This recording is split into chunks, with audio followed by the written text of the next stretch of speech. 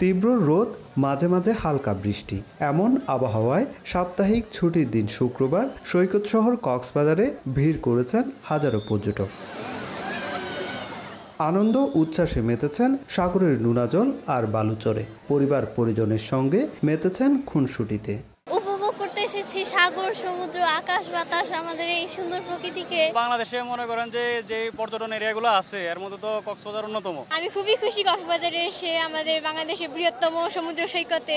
তবে সৈকতে হকারদের উপদ্রবে বিব্রত পর্যটকরা। এখানে হকার অনেক বেশি, যে একটু মানুষের স্বস্তি ভাবে আসবো সেটা মানুষ পারতেছে না। গরিব বন্ধু আসছে, ওরা তো পাটের দায়ী আসছে, তাই না? এখন ওরা যে একবারে যে নামতে না দেয়, এখানে তো ওদের বাঁচার মতো আর কোনো পথ নেই।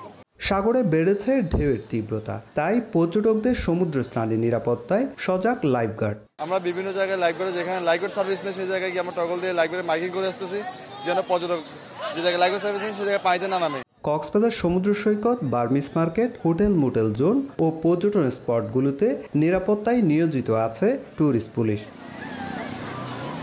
সুজাউদ্দিন রুবেল, সময় সংবাদ, কক্সবাজার।